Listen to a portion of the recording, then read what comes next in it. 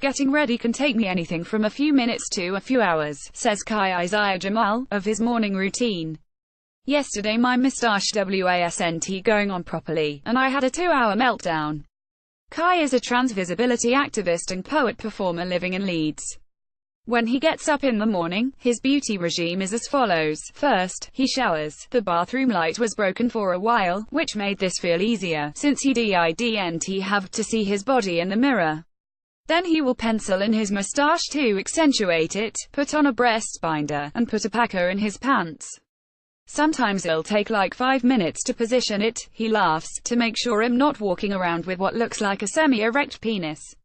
Then he chooses his outfit. No clingy materials, just baggy t-shirts or shirts. Kai photographed by Amelia Fern. One thing that helps improve Kai's confidence to leave the house is taking selfies. It's an affirmation thing, he explains. When I first started to transition, people told me to stand in the mirror and say positive things, but it felt so forced and unnatural. I realized that taking photos, manipulating the lighting, the angle, it was a way to feel like, if I see myself like this, then hopefully someone else, someplace else will see me like this. Kai talks about the emotions that come with his daily regime because he wants other trans men to feel like they're not alone in whatever they're going through. Seeing guys like Hayden Carter documenting the tougher parts of their day-to-day dysphoria on social media, or writer and activist TIQ posting about being a trans father, have helped Kai. On Instagram accounts like Hayden's, trans men offer each other advice in the comment sections. If you're still getting your period, do something nice that week, like getting your hair cut, for instance, or else take off your binder a little early. In the main media, discussions about what it's like to transition from female to male are still rare, however.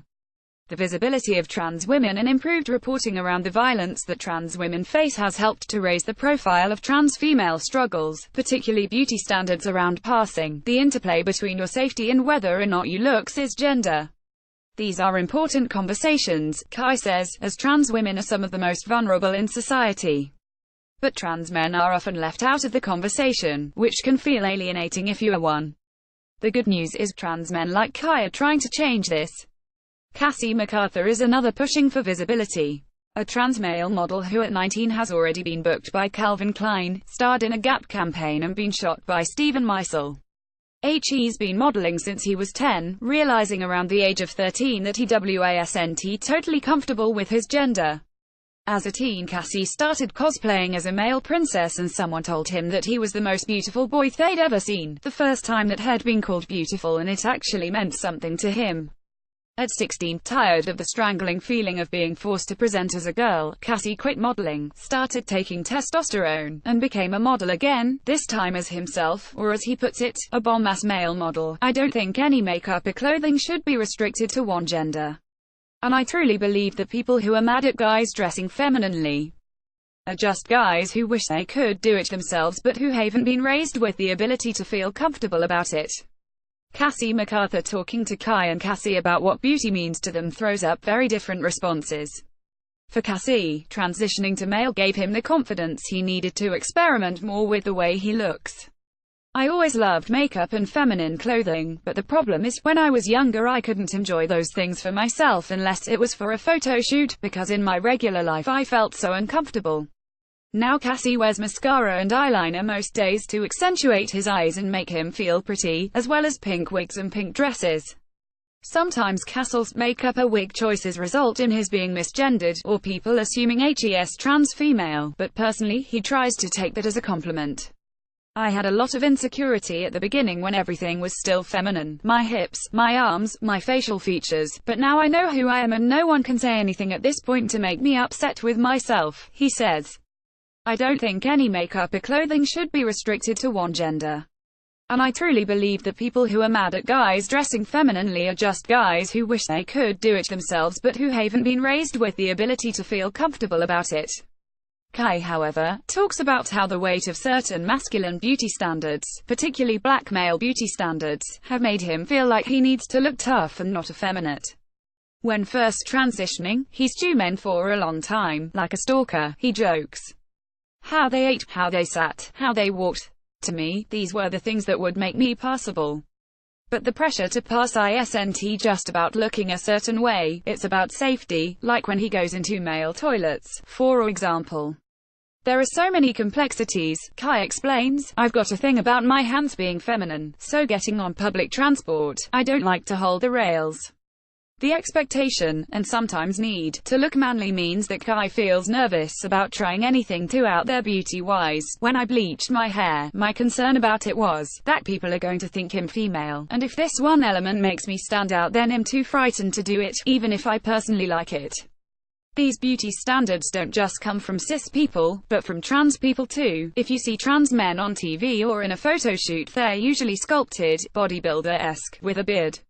But that's not everyone's style. A look Ely photographed by Svenja Trierscheid. Ely Gregory's attitude to gender expression falls somewhere in between Kai and Castle's. A non-binary trans composer and producer based in Berlin, Ely doesn't identify as any gender, but they are mostly read as male on the street. When you're a non-binary, it's pretty much day-to-day that someone is going to read me as something I'm not, so it's something I don't even notice all the time. But I do still get read as female too, which makes me feel much more uncomfortable than being misgendered as male. Ely explains that, for them, a lot of their appearance is based around trying to neutralize their gender. For this reason, even more so than Kai, Ely doesn't like to take too many risks with how they look. They keep their routine to a shower and a shave. They also started testosterone 2.5 years ago, but their beard isn't really growing how they'd like it to, and stick to the simple clothes they're comfortable in. Otherwise, every morning there would be a lot of craziness. The same goes for their short, cropped hair, which has been the same for a few years. While makeup is pretty much a definite no, I do quite often question myself and my choices and whether they'd be different if I didn't have it in the back of my mind being a little bit scared of attracting unwanted attention, says Ely. I live in Berlin where there's a lot of queer people, so it's quite a safe space, but I do feel sometimes like people are looking at me because I'm queer. They come and ask me if I'm male or female, or I'll walk past a group and hear the German word for fag. So on the one hand, I hate being misgendered as female, but on the other it can be scary being perceived as a small, queer male. I think I would definitely be more adventurous with the way I looked if this wasn't the case.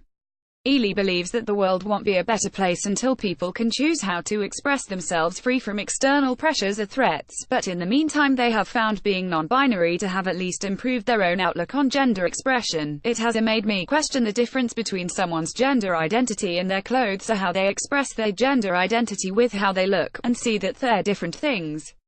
In other words, we can't always take people at face value. When asked what would improve their relationship with their appearance, Kai, Cassie and Ely all agree that we need more varied trans male and non-binary role models. It's like trans men have to be passable, masculine and heteronormative. You rarely see trans men that are effeminate, says Kai, name-checking Prince, Mikey Blanco and FAKA as genderqueer male role models, as well as his dad. My dad taught me a lot about not conforming to the expectations of black men's beauty standards. He's got his nipple pierced and wears flares. He taught me that having a feminine presence isn't a bad thing, but I think more trans men need to see that, Kai concludes. Being a trans man isn't one thing, and it shouldn't just be about blending in. Follow Amelia here.